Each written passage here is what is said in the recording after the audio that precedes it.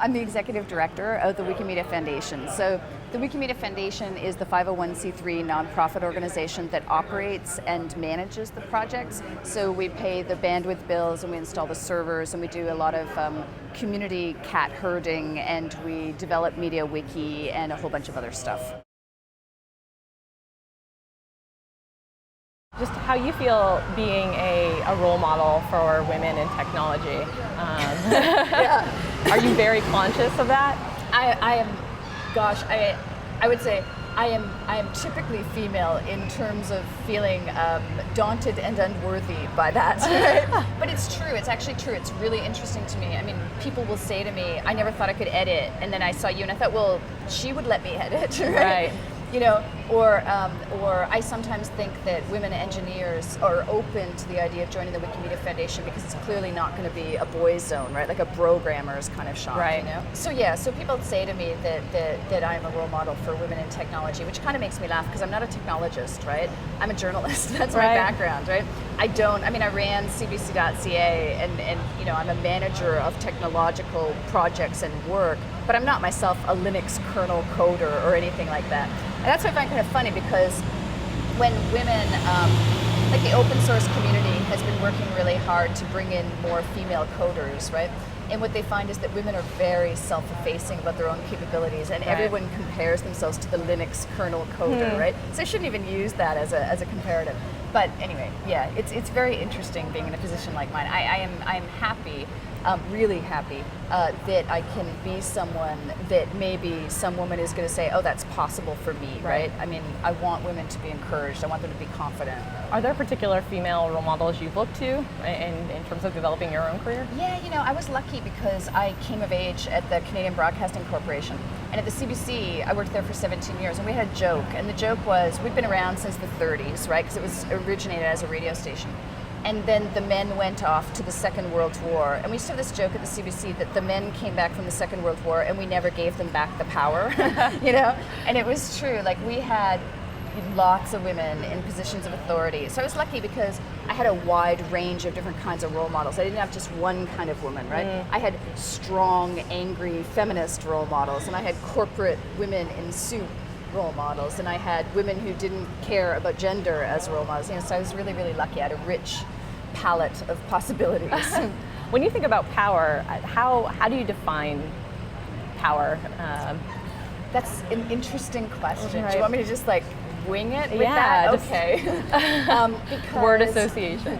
Yeah, I mean, power is a word that is often. How can I say this? Power is a kind of gendered term, right? And there's a really male way, and again, it's 50% of the population, right? So these are stereotypes, but stereotypically, power would be thought to be authority and command and control, and I say it and you have to do it, right? And I'm wearing a dark suit and I have a deep voice, right? And I don't believe that that's real power, right? That's coercive power, and I think that happily, luckily for us, right, we're living in a world now where technology and all sorts of change, right, has made power more of a shared thing, right? And so when I think about power, I guess I think about commitment and I think about influence and I think about like the power to actually get something done, right? You get that by being authentic and honest and straightforward and working hard and letting yourself be vulnerable and all sorts of stuff that doesn't have anything to do with sort of historic stereotypes of power. And that concept of power seems very relevant in the context of Wikipedia, which has this kind of dispersed power. Oh yeah, I mean it's extraordinary, right? I mean when I came, I remember I met a guy who worked at an important Silicon Valley technology company, right? And he said, so your job is like amazing, right? I'm like thank you. And he said, except nobody has to do anything that you tell them to, so really it's a ridiculous job. And I'm like, yes, it is in fact a ridiculous job, and it is because. You know, our community, 80,000 active editors around the world, different countries, they don't have to do anything that I tell them to. Right. And I actually find that so interesting. And there are two things I find interesting about it. One is, it requires me, therefore, to be really, really, really persuasive and a really good communicator. And I don't have any stick, right? All I have is my ability to persuade. And so it's interesting because it kind of calls for pure, perfect, idealized leadership, right? Because there's nothing else to work with, right? You don't have a bonus scheme or like a firing threat or whatever. In order to wield your power, you have to be both inspirational and very convincing. Yeah, and you have to earn it. You have to earn it, right? You have to be porous. You have to listen, right? You have to modify your views based on what people tell you. You have to take in information. Like, you have to be malleable, right, to a degree. Somebody needs to be a firewall to sort of say, we know you're very angry about that story. We are not going to tell the journalist, let alone force them to do something, right? And what I love about Wikipedia is that that link is totally broken, right? So indeed, someone can call me, and they do, right? Like, people call me or they run into me or whatever, and they'll say, you know, I hate my article. I had a guy tell me it makes my daughters cry every day. And I thought, every day, really? You know, that seems unlikely. but you know, some people are, you know, upset about what Wikipedia writes about them. Right. Sometimes they're right, and we should change it. But sometimes they're wrong, right?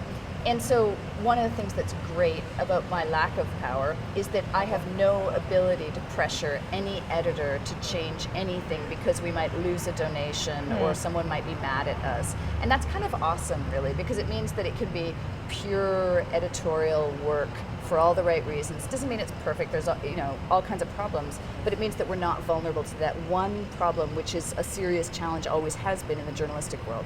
If there are particular concerns that you have around that, or ways that, this is something that I hear talked about a lot since I cover technology, but not enough women or attitudes towards women in the technology field. Do you feel like there are particular things that need to be addressed in the community? I fear, and I'm like not an expert at all, right? But I fear that it's actually getting worse for women in engineering, women in technology, women in science, math. So I came to Silicon Valley, you know, I came to the Bay Area, not Silicon Valley, but when I came to the Bay Area, the first thing I did was go around and talk to a bunch of people who run startups, people who have money, people who made their money, right? About donating to the Wikimedia Foundation. And I did what was probably about 3 months tour of a whole bunch of technology organizations. I did not see a single woman in that entire tour who was not bringing us drinks in the conference room, like seriously, and answering the phones, right? Yeah. And I found that extraordinary because, like I said, I came from the CBC. It was mostly women, right? I had never been in environments like that. And then when I started talking to Wikipedians, the women at Wikipedia, about it, you know, we'd have these lunches and things, and we'd kind of go around the room, and I'd say, Jesus, you know, like, where are all the women? I don't understand. I come from women environments. And they would all say, oh, I work in STEM, science, technology, engineering, math, and I never see any women. This is the only time I ever see women.